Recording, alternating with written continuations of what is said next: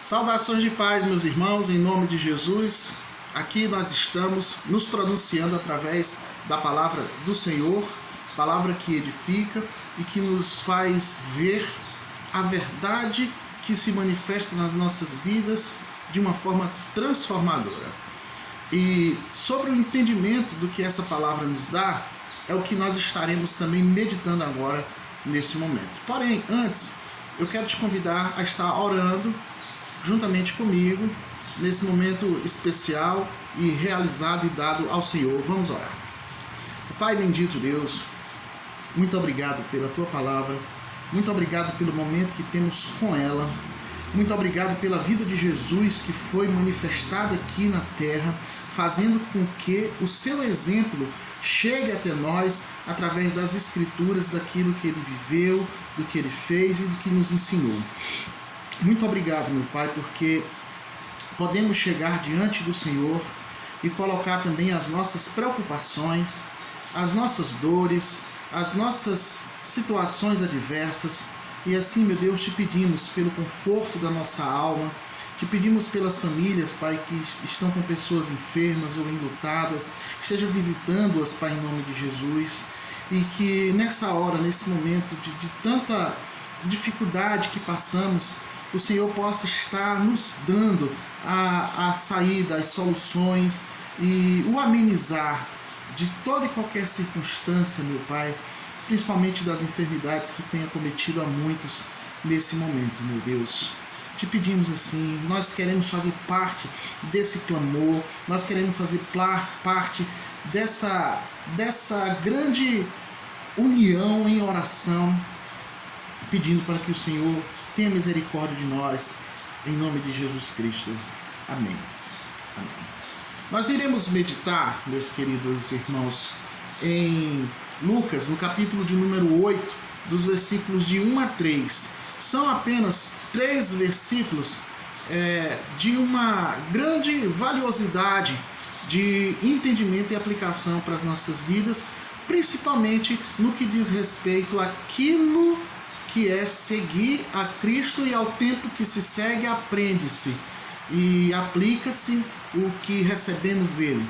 Porque não recebemos apenas o ensino do Senhor, recebemos também condições de servi-lo, e é isso que nós veremos no texto que vamos ler nessa hora. Lucas, capítulo de número 8, versículos de 1 a 3, que diz assim: Aconteceu que, depois disto, que andava Jesus de cidade em cidade e de aldeia em aldeia, pregando e anunciando o evangelho do reino de Deus, e os 12 iam com ele. E também algumas mulheres que haviam sido curadas de espíritos malignos e de enfermidades. Maria, chamada Madalena, da qual saíram 7 demônios. Joana, mulher de Cusa, procurador de Herodes, Susana e muitas outras, as quais lhe prestavam assistência com os seus bens. Algumas particularidades aqui nesse texto, e uma delas é a presença das mulheres servindo. As mulheres, elas devem ser consideradas dentro do ministério tão importantes quanto os homens. Não existe essa distinção em dizer que os homens são mais importantes do que as mulheres. O que acontece algumas vezes é uma diferença de serviço, de função, né? E os homens geralmente ocupam posições diferentes das mulheres dentro do ministério, mas isso não faz deles melhores ou maiores. E essa narrativa, ela traz um destaque ao ministério feminino. Cita os homens, mas destaca o ministério feminino. Mas antes, vamos observar o cenário do texto.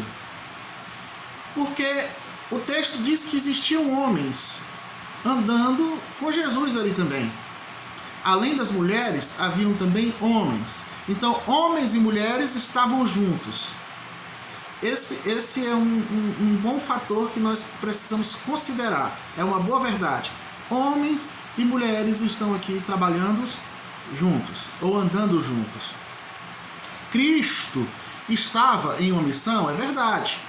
E essa missão de Cristo que é relatada aqui nesse texto tem objetivos variados. Jesus está aqui pregando as boas novas em lugares diversos. Esse é um dos objetivos. Em vários lugares. Ele está fazendo aqui a missão. E ele tinha, nessa caminhada, a missão também de tirar o melhor resultado possível de uma só ação. Através de uma só ação, vários resultados aconteceram, como nós vamos observar. Jesus, ele tirava dessa caminhada o melhor resultado possível? O texto mostra que sim. Por quê?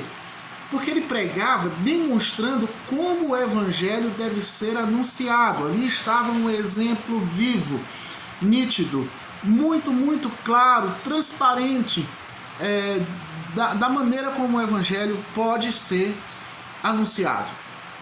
E ainda hoje é necessário andar anunciando, ou seja, aquele trabalho que Cristo começou ainda está valendo, vamos dizer, enquanto ele não vier buscar a sua igreja, o trabalho de anunciar ainda está vigente. Nos céus não precisará ser anunciado. O evangelho, não vai haver evangelismo lá no céu, não precisa. Mas enquanto nós estivermos aqui, essa é a missão da igreja, esse é o tempo. E quando nós olhamos para o outro resultado, é justamente que os discípulos, eles presenciavam a ação de Jesus e, além disso, eles testificavam os meios para que isso acontecesse. Ou seja, eles não viam apenas Jesus agindo, eles viam também as mulheres servindo. Não era observado apenas isoladamente o fazer de Cristo, mas o fazer de todos. A ação de todos, o conjunto ali integrado, unido, em prol de um só propósito, cada um dentro da sua função. Havia mulheres que seguiam a Cristo e serviam com os seus bens. Aqui está descrito. Quem eram essas mulheres, afinal? Se fizermos essas perguntas, ou essa pergunta,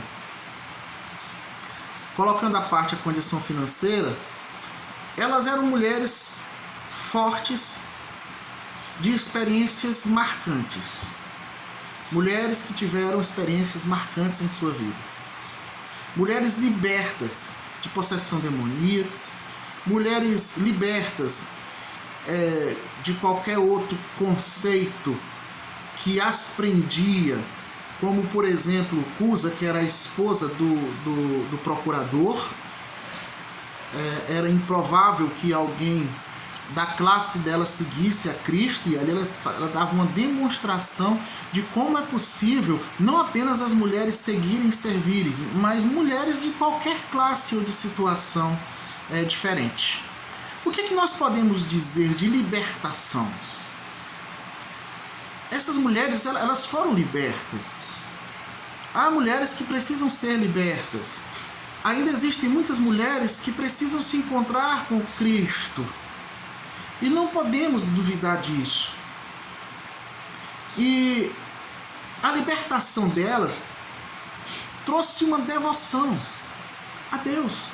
Quantas mulheres devotas não existem que servem com toda a sua força, também com seus bens, talentos, com o seu tempo?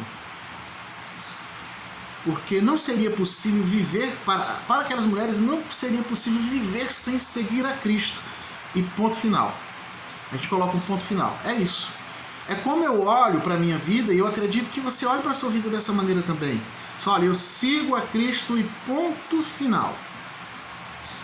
Nada irá desestabilizar ou desfazer esse conceito que existe na minha mente, no meu coração, porque ambas foram transformadas. O meu coração foi transformado, a minha mente foi transformada, então não existe nenhum espaço para que eu deixe de seguir a Cristo.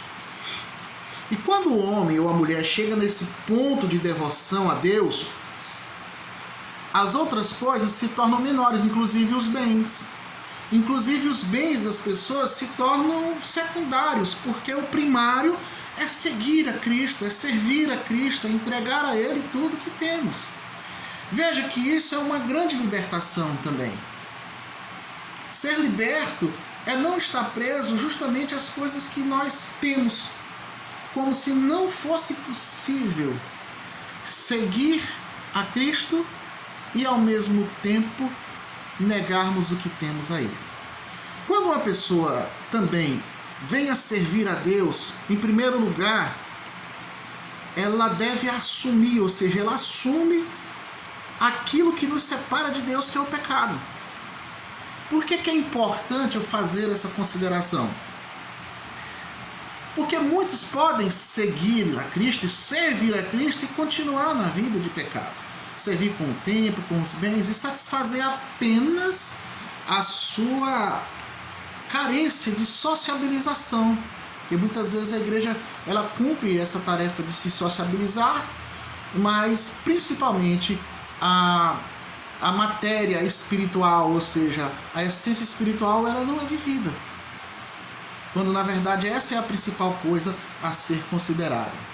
E servir a Deus vem em primeiro lugar. Em resumo é isso: buscar primeiro o reino de Deus e as outras coisas o serão acrescentadas. E assumir isso é servir, é o mesmo que negar aquilo que os outros esperam de nós. Eu preciso fazer essa negação de tempos em tempos. O que é que as pessoas esperam de mim?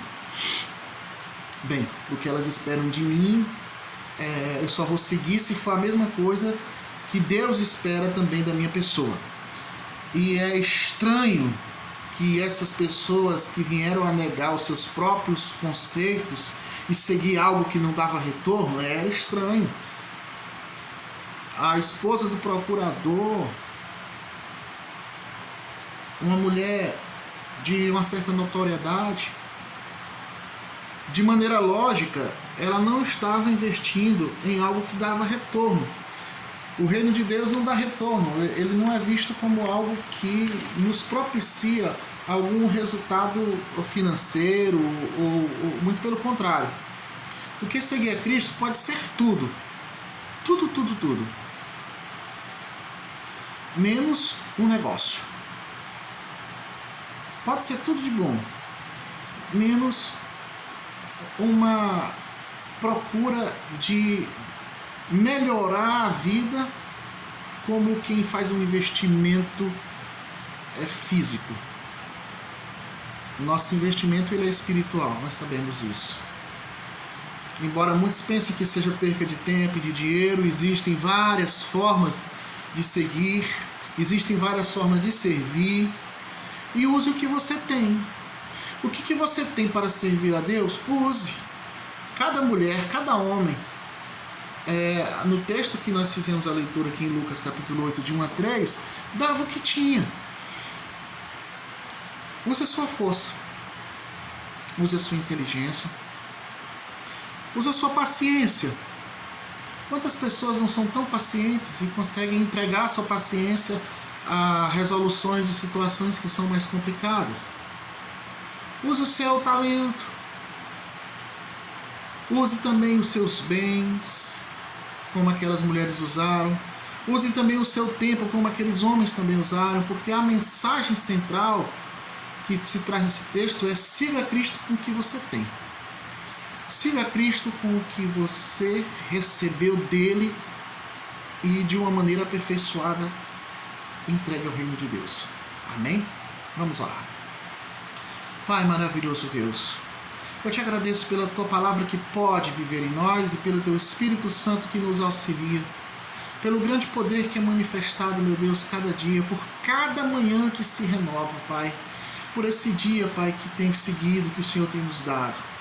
Ó Pai, bendito Deus, nos abençoa e nos faz ver a tua grande bondade em nome de Jesus. Amém.